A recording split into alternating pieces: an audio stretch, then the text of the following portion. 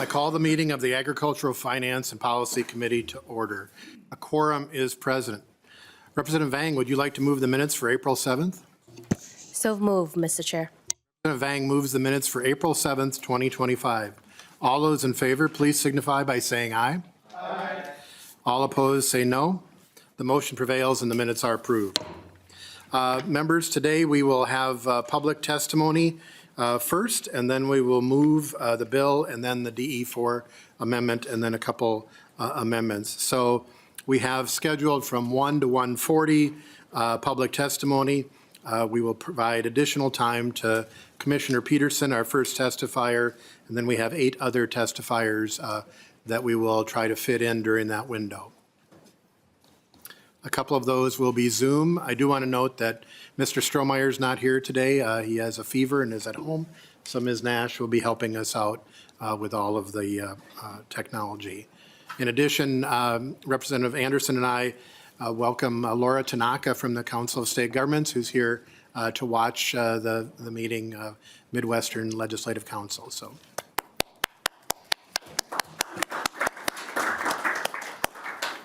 So first up, Commissioner Peterson, Minnesota Department of Agriculture.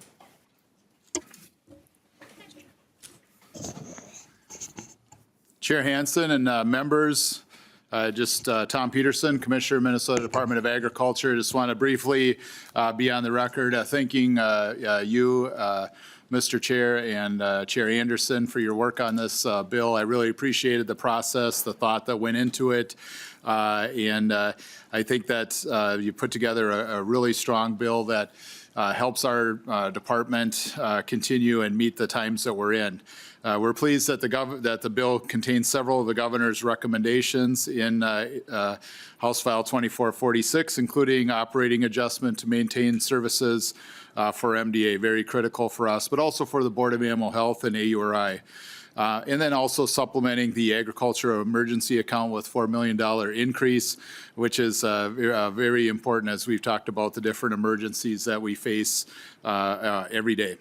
The bill also addresses several important areas that we've heard with the agricultural industry, including funding for our meat inspection program, wolf and elk depredation compensation account, farm safety, healthcare, farm safety, health and wellness, the First District Wastewater Association, Farm to School, and then the local food purchasing program, which is a really interesting program as we've seen that zeroed out on the federal level, and appreciate the that program really touches everybody's district as we see food distribution and the potential for that. And so really pleased to see that. Many of those issues too were the department, when we started our budget process in August, we had a public portal where we asked Minnesotans what they'd like to see in the budget.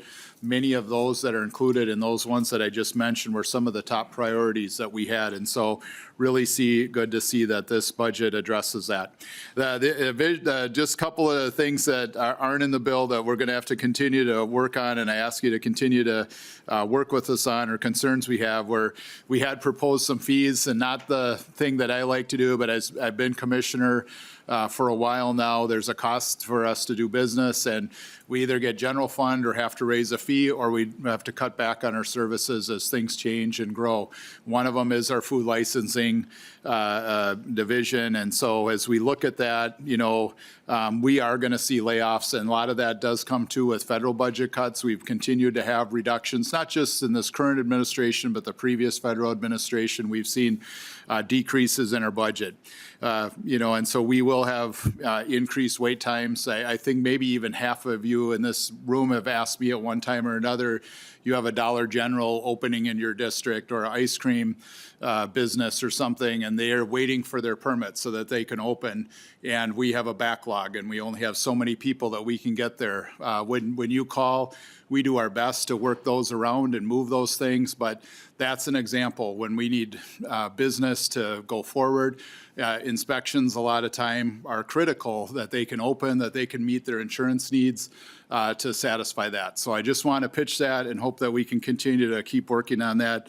Likewise, on our grain fees that we had talked about, those changes and that fee structure and that pricing has not been updated for over 20 years. And so as we see, that program's been operating in a deficit, and it's going to continue to operate in a deficit, which we can't do. And so that means shrinking services, shrinking inspections, and that leads less service to Minnesotans. And so it's not a problem until it's a problem. And so I just want to mention that, and I know it's tough, and we'll continue to be creative at the department because we have to be. But we also ask you to work with us and consider, as you have been, and I appreciate the discussions that we've had on that. So again, I really, really appreciate the work of both chairs to, this is a unique situation, I think we all know that, but this bill has a little bit of something in it for just about everybody. So thank you, Mr. Chair, and thank you, Mr. Chair. Next up, Hunter Peterson, Minnesota Farm Bureau.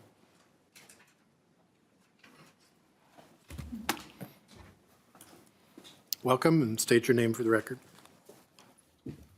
Thank you, Chair Hansen. My name is Hunter Peterson. I serve as the Public Policy Specialist for Minnesota Farm Bureau Federation. I have the privilege of representing over 31,000 family farm and ranch members from across Minnesota. And I appreciate the opportunity today to testify in support of the DE4 amendment to House File 2446. And I just first want to thank you, Mr. Chair, as well as you, Mr. Chair, and each of the committee members and the staff for your hard work and your continued support of our farmers, as well as the larger agricultural community. There's many provisions in this bill that we support, and I would just like to take the chance to highlight a few. So, first, we really appreciate that this bill takes seriously, the animal disease challenges facing agriculture. The operating adjustment for the Board of Animal Health, as well as the investments in the Ag Emergency Account and the Agri Protect Grant will ensure Minnesota is positioned well to swiftly respond to these crises. We also support increased dollars for wolf and elk depredation and crop damage payments, Mail C, farm business management, the Farm to School program, wastewater treatment for First District Association, and the updates to the restricted use pesticide plan and handler definition. And we also very much appreciate the inclusion of the funding for farmer mental health and farm safety grants. I do just want to note, we are concerned with the reduction to the Soil Health Financial Assistance Program. That program began as a pilot 4 years ago, became a full-fledged program 2 years ago. It allows greater access to the equipment that helps our farmers be the strong environmental stewards that we know they are.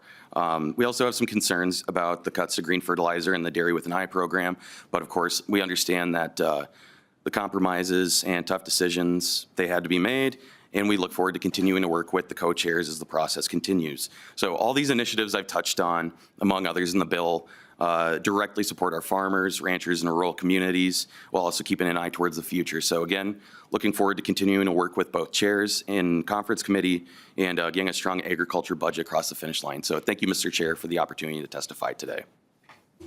Thank you. Next up, Carly Griffith, Minnesota Center for Environmental Advocacy. Welcome, and state your name for the record. Thank you, Mr. Chair and members of the committee. My name is Carly Griffith, and I am the Water Program Director at the Minnesota Center for Environmental Advocacy. I know that you've all had to make difficult decisions to arrive at the budget before you today. As the budget bill moves forward and you consider amendments, I urge you to reconsider inclusion of House File 821 for nitrate private well mitigation. A year and a half ago, the EPA told Minnesota to accelerate its public health response to groundwater nitrate contamination in the vulnerable karst region. Since then, there has been significant discussion here at the Capitol on how to address that problem. The solution will require both immediate public health measures and long-term source reduction, and I want to be clear that MCEA supports this private well mitigation proposal together with continued legal work to strengthen our state rules for nitrogen source reduction. House File 821 targets the moment when a family with a private well finds that the water that they rely on is contaminated above human health limits for nitrate. At that moment, what are their options? House File 821 answers that question with its financial support for reverse osmosis home treatment, well repair, and well reconstruction, with a priority on households with income-based need and individuals who are especially vulnerable to nitrate health risks. This continues and expands last year's appropriation from the ag budget for RO home treatment in southeastern Minnesota, which established a successful program that has installed over 150 RO treatment systems to date. However, with over 9,200 residents in southeastern Minnesota alone whose well water is at risk, when all the money from last session has been spent, there will still be thousands more with need for support. I urge you to reconsider House File 821 to answer that need. Thank you for your time. Thank you. Laura Schreiber, Land Stewardship Project.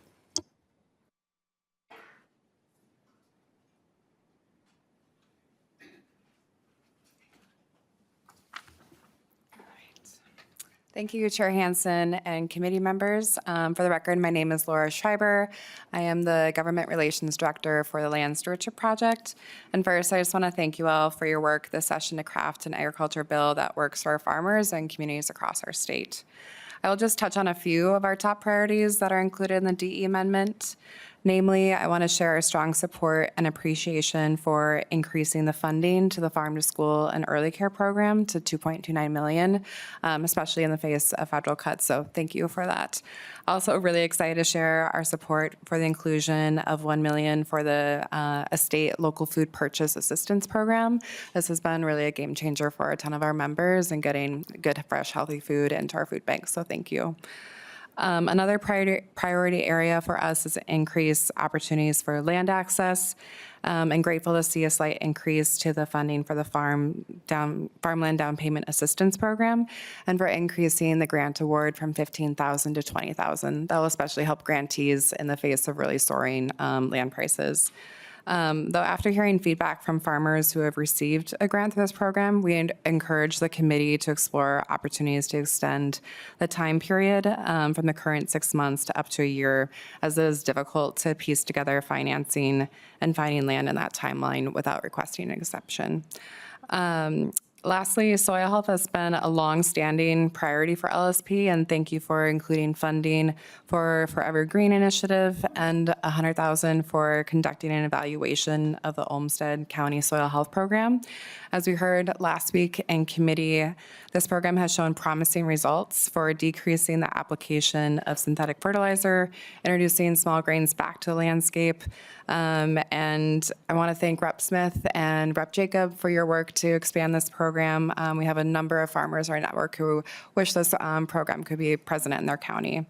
A few things alternatively just to mention that we hope the committee can continue to discuss is increasing the funding level for the soil health financial assistance grants. This has been widely popular and oversubscribed, really helpful in the adoption of soil practices.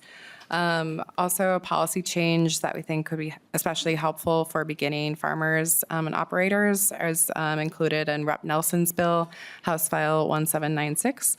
That would make changes to livestock investment grant to allow the first $20,000 of the project cost be covered by 50% cost share. And I'll wrap up quickly, but just lastly, wanted to mention, for our members in Southeast Minnesota, the private well remediation funding is truly critical. So I hope that can be a continued discussion in the committee. And then also just the Agri dedicated fund. So that how impactful these funds are and how MDA can continue to be innovative and respond to needs at the moment. So I hope that can continue to be a part of the conversation. Thank you so much for the opportunity to testify and appreciate all your work this session. Thank you. Derek Ellis.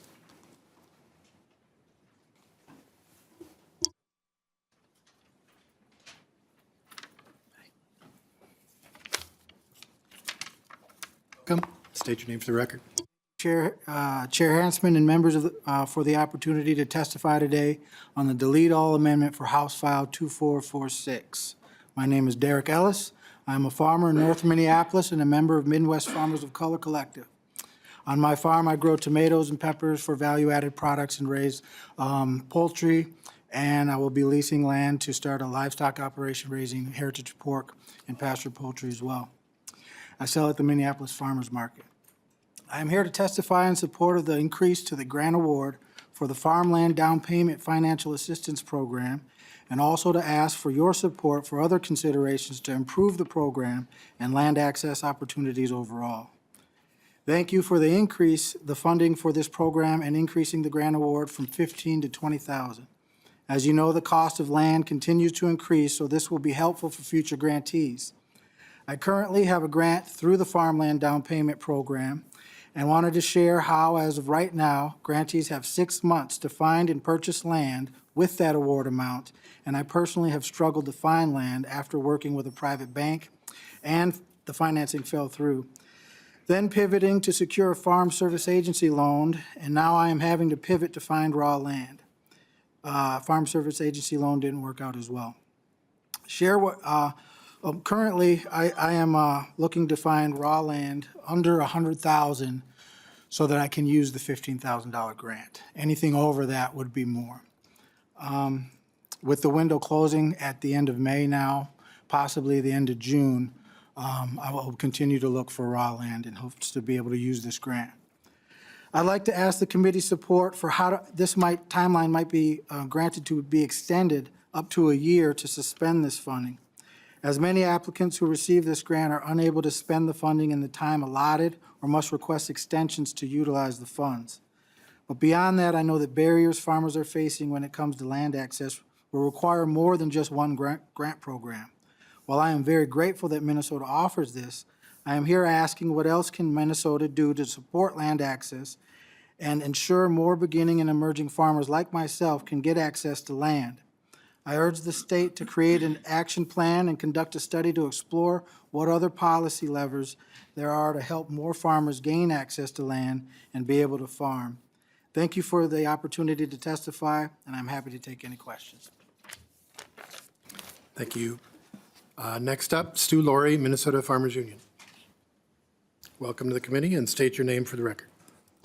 Thank you, Chair Hansen and members of the committee. For the record, my name is Stu Laurie, Government Relations Director for Minnesota Farmers Union. And to start, I just want to thank you, Mr. Chair, Co-Chair Anderson, for this budget, which we think is strong, but also your work to advocate within your caucuses for a strong target. I think that's it's notable given the fiscal challenges facing the state that you were able to address in emergent challenges in the agricultural economy, like high path avian influenza, H5N1, fill gaps from the feds while largely holding harmless funding for MDA, Board of Animal Health, AURI. It's something we don't take for granted and we certainly appreciate. I'll highlight just three buckets of priorities that we think are well addressed in this proposal.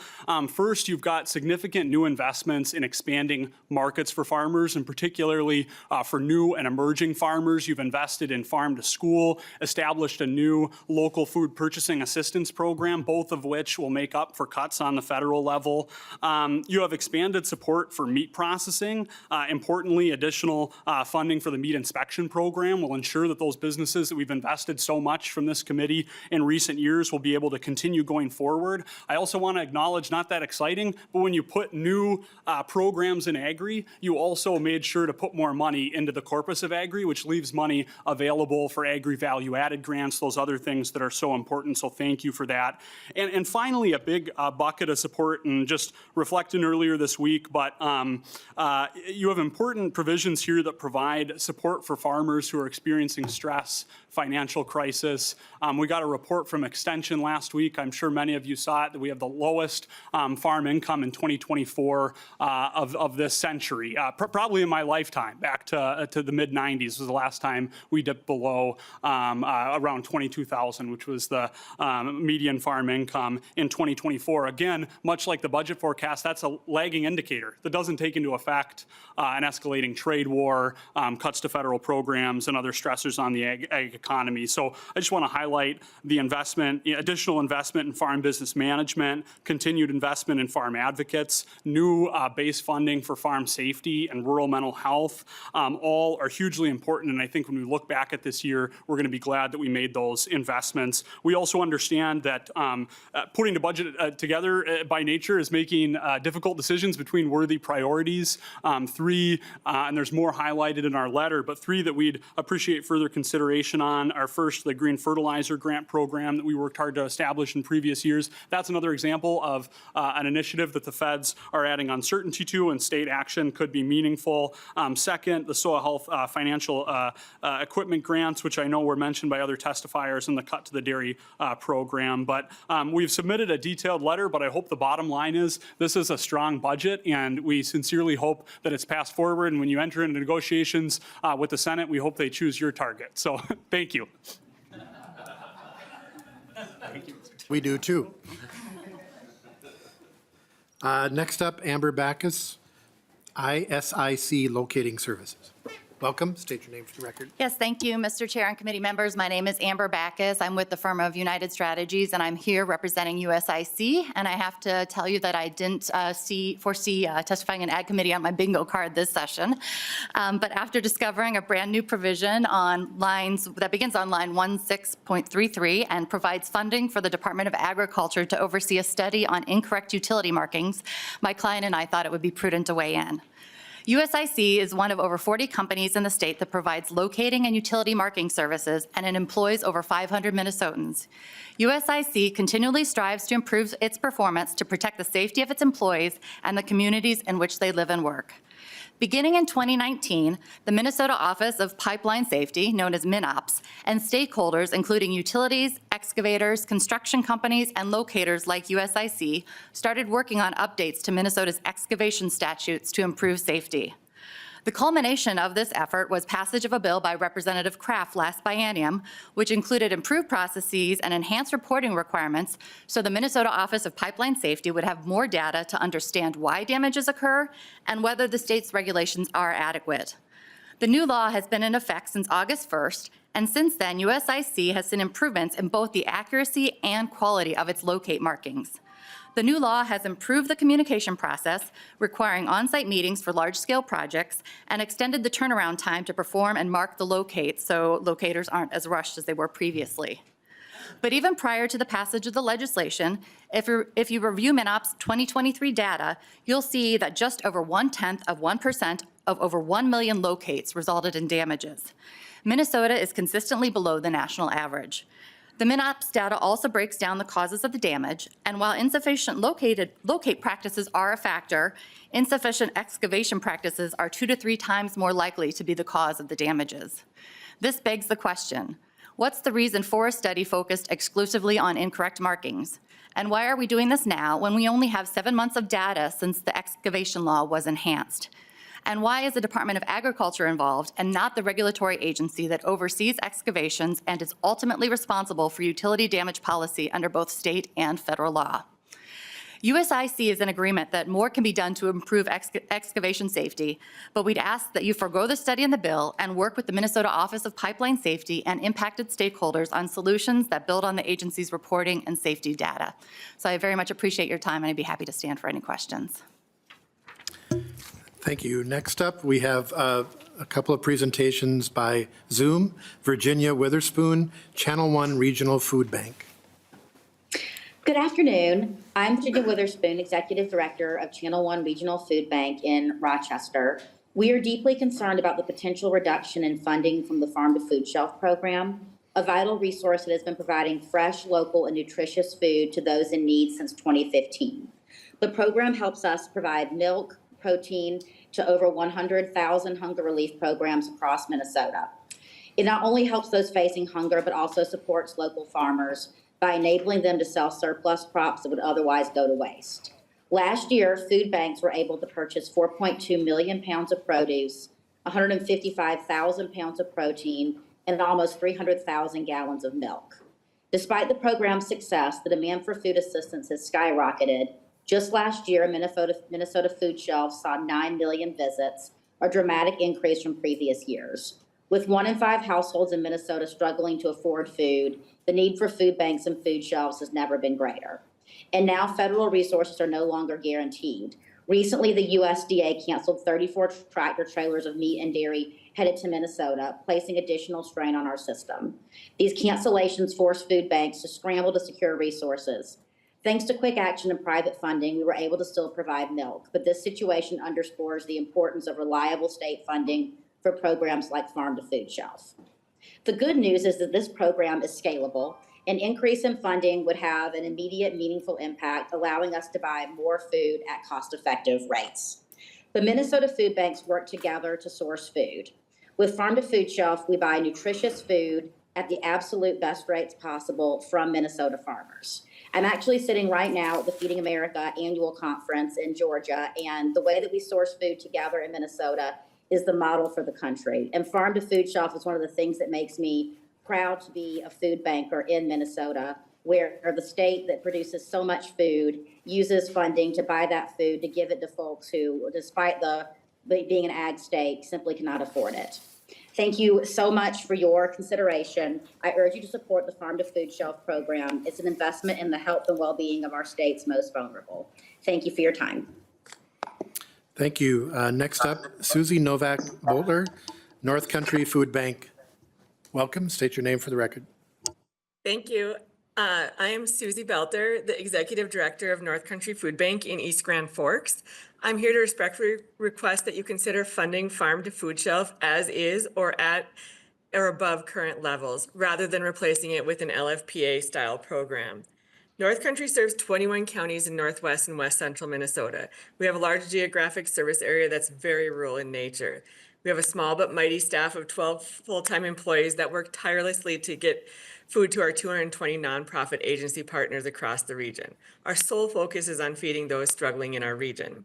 Last year was the busiest in our history. Our distribution was up nearly 20% overall, and our agency partners are still seeing visits by hungry neighbors increase anywhere from 20 to 30%.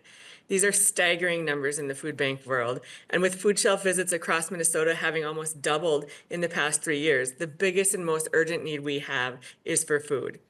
The state's Farm to Food Shelf program has been a mainstay for numerous years that has helped provide us with access to highly desired foods. This program supports local farmers, producers, and growers by putting excess food to good use right in their own communities. This is especially important and significant in our region where agriculture is the main industry. This program helps our hungry neighbors find more of the most in-demand food items at their local food shelf. Last year, this program helped us get hundreds of thousands of pounds of dairy produce and protein into the hands of our hungry neighbors. Our agency partners have come to count and rely on receiving these foods. They know they can get these products through us in the Farm to Food Shelf program, and it helps them get all the food they need to serve hungry neighbors. However, even at current levels, we tend to run out of program funding a little more than halfway through the year. We always hear from our agency partners about their struggles to acquire these types of food, especially given the current costs when it's no longer available through this program. If this program is changed or reduced at a time when the need is at record levels, it will be extremely difficult for us and our agency partners. We're proud of the fact that our network is extremely efficient and effective. We have the infrastructure, relationships, and know-how to get the food where it's needed most. That is why the Farm to Food Shelf program has been funded with broad bipartisan support for many years. Unfortunately, there's no end in sight to the increased number of neighbors needing help. The current food supply is nowhere near keeping up with the current demand. We need more help and more food right now than ever, not less. We know community support and funding are key to helping us make sure fewer neighbors have to go hungry. Many times people in our region will say they don't hear much about the hunger issue. Perhaps this is because we are well-positioned, experienced, and adept at doing this work, and because we have largely managed the need on our own in the past. However, we're now sounding the alarm and advising that we need more help and that the current level of need is going to exceed our capacity without additional support. We really need your help and respectfully request that you continue funding Farm to Food Shelf as is and at or above current levels. It is so important for our work and for neighbors struggling with hunger right now. Thank you. Is there anyone else in the audience who'd like to testify for or against the bill? Anyone else in the audience? Then I think we'll get the bill in front of us and then take any questions that members have. Representative Anderson, would you like to move House File 2446 be referred to the Ways and Means Committee? Mr. Chair, yes, that would be my motion. Representative Anderson moves that House File 2446 be referred to the Ways and Means Committee. And then you have the DE4 amendment. Yeah, Mr. Chair, yes, I would move the DE4 amendment to House File 2446. Representative Anderson has moved the DE4 amendment to get it before the committee. Members, are there any questions for Representative Anderson on the DE4? Representative Lawrence. Mr. Chair, were there two other amendments that were supposed to be heard first, or doesn't matter? Representative Lawrence, I was going to take questions and then take those amendments first. So just in case people had direct questions on the DE4, so. Okay. Then, Mr. Chair, if I may? Yes, go ahead.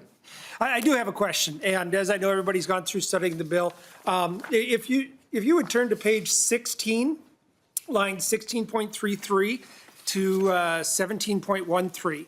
And I'm glad that Amber Backhouse was here today, and she was surprised to see that she was testifying in an Ag Committee meeting. And that's the issue that I bring up before the committee today. On page 16, there's $100,000 for the first year to be awarded to a nonprofit to study locates. And my biggest question is why is this in our agricultural bill? This should be another department's responsibility. We shouldn't be asking the Department of Agriculture to oversee this study of locates. It would free up $100,000 for anywhere else in the department's budget. So I bring this to the committee today is because this is an area where, as I read through the bill, and we can argue back and forth on both sides, right? I mean, there's differences you might have. This one in particular, I don't see as fitting in this bill on any level. And so, Mr. Chair, I bring it to the discussion to consider for a delete out of this bill in particular, and then move it on that way. And then maybe the testifier, Amber, might have a better department that she would say she'd be recognizing it at, right? I mean, that she would have suspected to see at. But that's what I bring to the table today for discussion. Well, Representative Lawrence, you may not have paid attention earlier in the committee. Mr. Savory, could you talk about the jurisdiction of the committee, as we have had multiple times in this committee? Chair and members, for the record, Ken Savory, nonpartisan House Fiscal. As a clarifying point, I would say that the jurisdiction of this Committee on Agricultural Policy and Finance contains the Department of Agriculture, the Board of Animal Health, AURI, and the Deed Office of Broadband Development.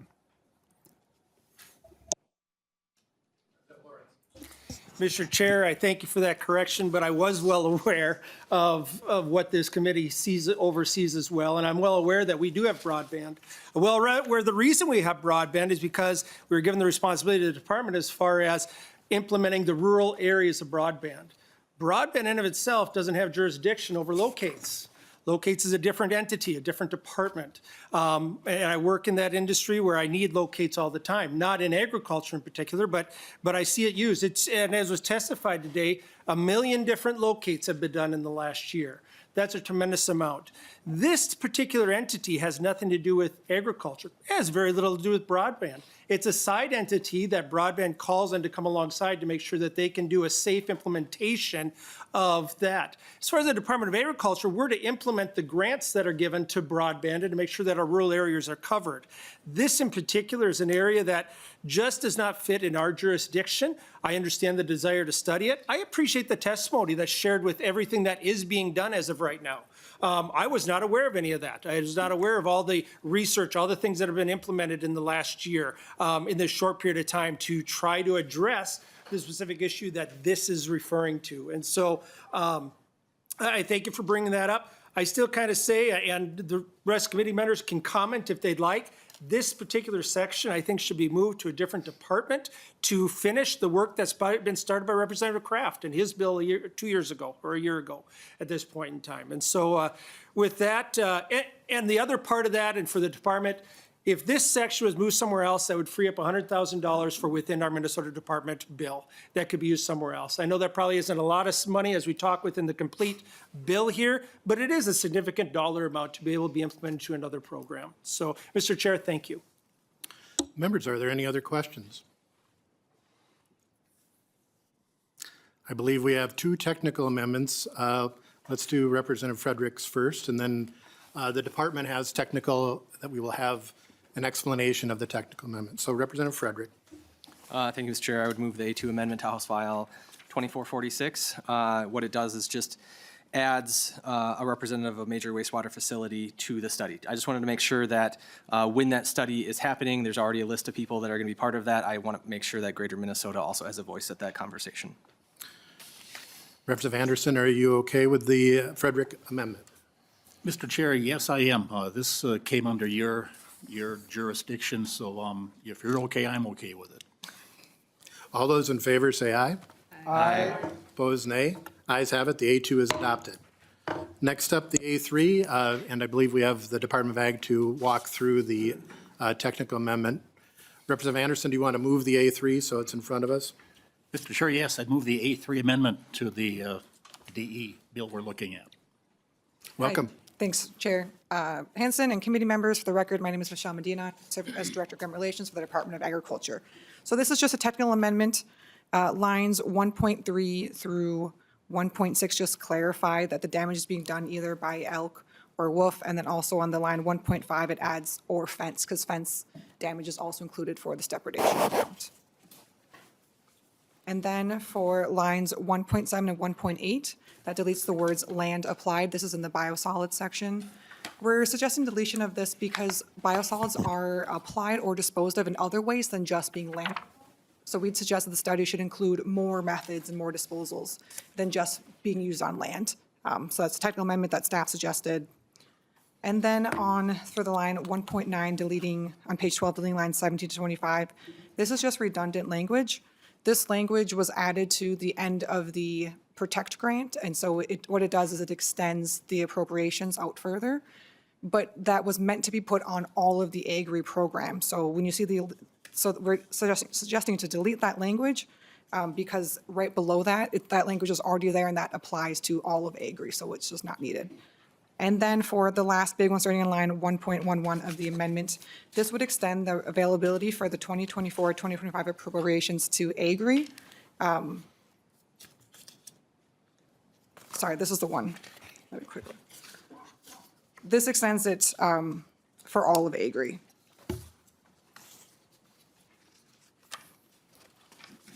And that is the amendment.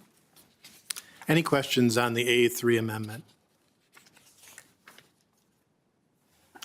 All those in favor say aye. Aye. Opposed, nay. Ayes have it. The amendment is adopted. To the DE4 as amended. Any discussion on the DE4 as amended? All those in favor say aye. Aye. Opposed, nay. The DE4 is adopted. To the bill as amended, is there any discussion? Representative Gottfried. Yes, thank you, Chair Hansen, and thank you both co-chairs for the really, really hard work that you put into this bill. I want to acknowledge that there's a lot of compromise within this bill, and the fact of the matter is there's a lot of good in it. I do personally just want to flag some concerns that I have about the statutory changes starting on line 20.18 of the DE amendment that essentially expands the exemption from individual workers having a certification to mix and load restricted use pesticides.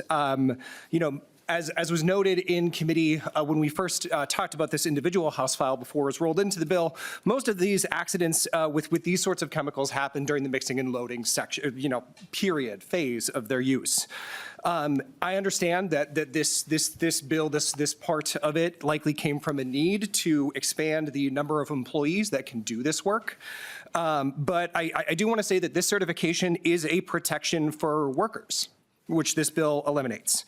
I firmly believe that there are other ways of increasing the number of employees who can conduct this sort of work without having to eliminate this important worker protection, including potentially making this certification process more accessible to more folks. I would, welcome a conversation with Representative Nelson, who brought the first bill forward, and would be willing to work on such a measure in the future.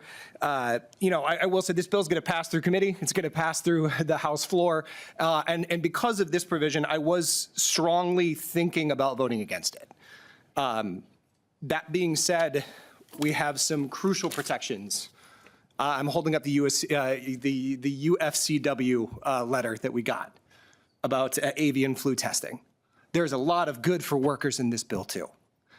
And because of that, I am going to support it. But I do welcome this conversation going forward, and I would hope that in conference committee that we can work through this particular issue to make sure that we are protecting our workers while still meeting that need of having folks conducting this work. With that, I just want to extend once more my thanks to Co-Chair Anderson and Co-Chair Hansen. Thank you, everyone, for your great work. Thank you. Co-Chair Anderson, to close. Thanks, Mr. Chair, and Representative, I appreciate your comments and your concern. Let me just explain what may happen if this doesn't go into effect, and I understand the safety part. If I were a retired guy and was hired to haul water out to a sprayer, the applicator who is licensed and registered, and if he tells me he's up on his trailer loading a sprayer, and he asks me to hand him up a jug of chemical, and it's unopened, I can do that.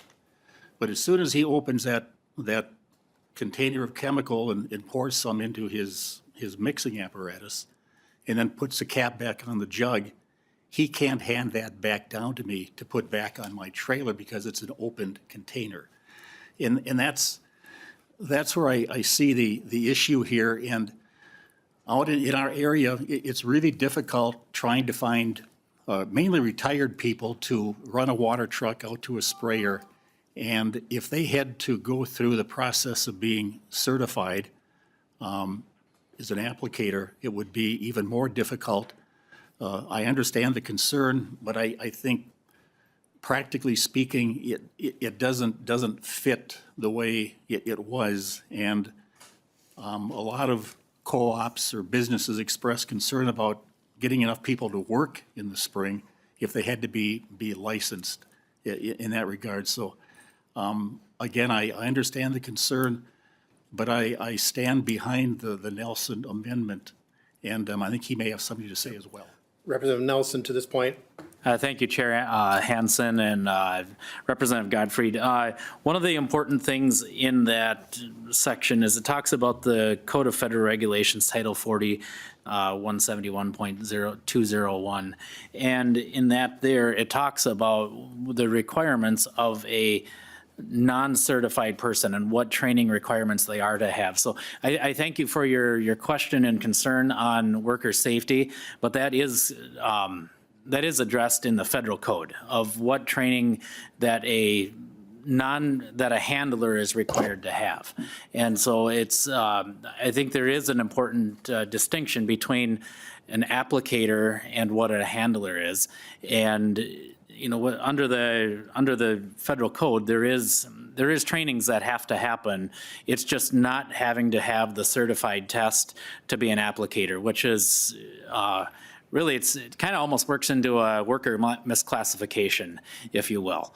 So there is requirements that are there about what things are required to be, the training that has to happen as a handler. So, I thank you for your question on that. Representative Smith, I think you had questions. This will be on the bill generally, if anyone want. Okay. Thank you, Mr. Chair, and thank you to both chairs. I think we came into this committee with a tough spot, and there's a lot of issues that we know we always face, whether it is issues that farmers are continually facing in an industry that is difficult to find consistency and success in, whether it's emerging industries like how are we going to do biofuels for airplanes and support that in a responsible way, or whether it is bird flu and the concerns therein. We had a lot of tough things coming in here, and then added on top of that, unprecedentedly, we're tied, and so we'll have to agree on what we do for this budget. And then added on that, I would say, charitably describing the federal government as being unpredictable in this field, whether it's cuts, whether it's tariffs to our large trading partners. And we had to come together and put a bill as we didn't even know what that full picture was going to look like. But thankfully, I think we were able to do it. I really want to thank Chair Anderson, Chair Hansen, everyone who's involved in those negotiations to finding a spot and a bill I think that we can vote on. Where as Chair Representative Lawrence said, we might have squabbles, and certainly there are. I think overall this is a good bill. And I do want to highlight and say a brief word of thanks to both of the chairs for including the Olmsted County Soil Health Program report. That is, southeastern Minnesota. One of our key concerns of everyone is the water we drink, the water our children drink, our friends, our family, and it's an all hands on deck. This is not going to solve that problem, but it's going to help. And we are grateful there, and grateful for this committee's constant focus on that and the works of representatives and senators in our district across party lines for our work there. So thank you for this bill, and I look forward to voting yes on it. Any other questions or comments to the bill? I'll just say thank you all. Thanks the staff again and then I'm going to go to Representative Anderson to close. So I want to thank the staff for all of their work, thank the members, and encourage a high target when we work with the Senate. Very important. So Representative Anderson. Thanks again, Mr. Chair. Just a couple of comments on some of the testimony we heard. A lot of concern expressed about soil health, financial equipment grants, and that is going to be backfilled to a large degree. I hate to say federally, but there's money that has been secured at the state level to really help to boost that soil health financial equipment grant. Also possibly some legacy funding and money from MPCA. So I think we're okay there, just to kind of moving some funds around.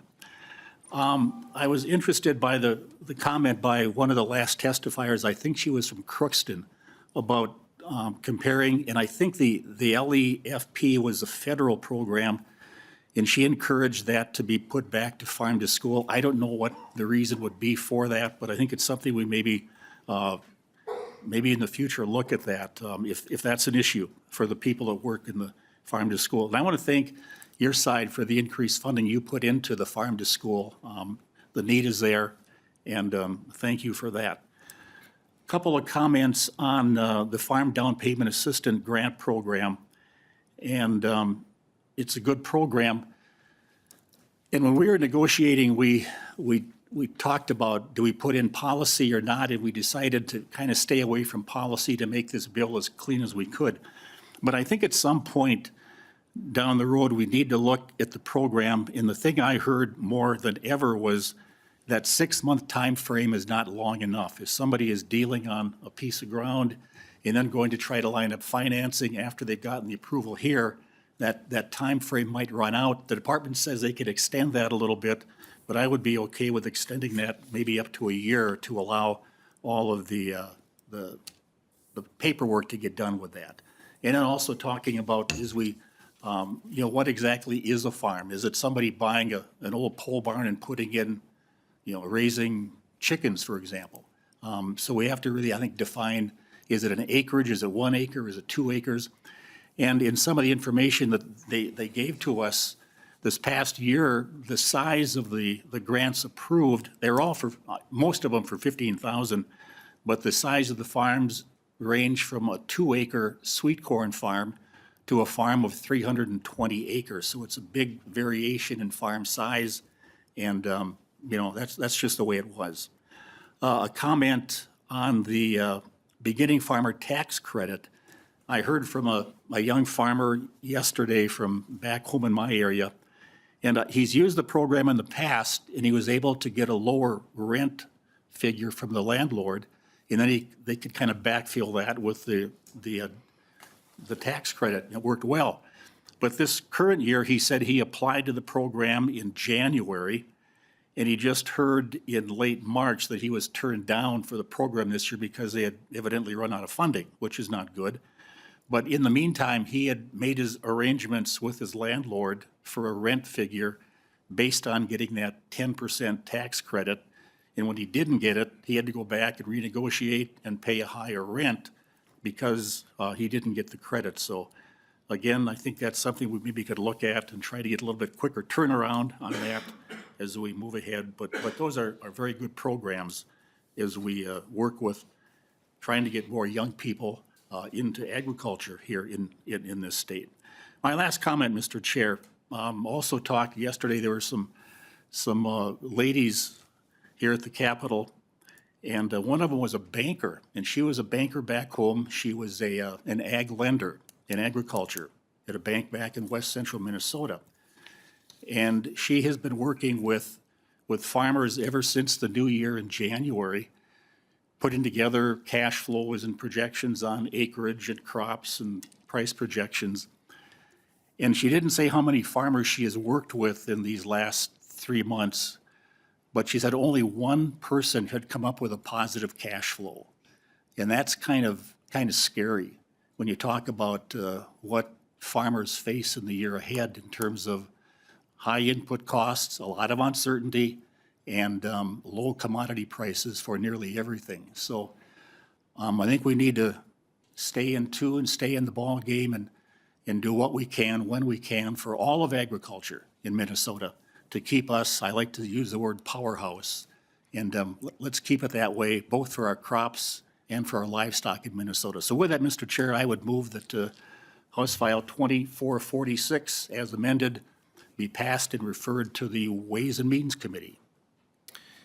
And just before I re-announce that, and perhaps Representative Anderson, you and I can work on the 6 months to a year as the bill travels to Ways and Means, if we can find some agreement on maybe that little piece. Representative Anderson renews his motion that House File 2446, I gotta make sure I get the number right, 2446 as amended, be re-referred to the Ways and Means Committee. All those in favor say aye. Aye. Opposed, nay. Ayes have it. Motion is adopted. I need to direct nonpartisan staff to make any technical corrections to conform with this action that we have just taken and the intent of the committee. And they're nodding their heads in agreement. Let the record show. And it's my understanding, Co-Chair, that there wouldn't be any other agricultural committees unless we both agree, committee meetings from now until the end of session. And perhaps there would be, I think if there are some bird flu outbreaks, we would need to perhaps come together and get updates from the department if that happens. But we'll stay in touch if we need to do that. We are adjourned.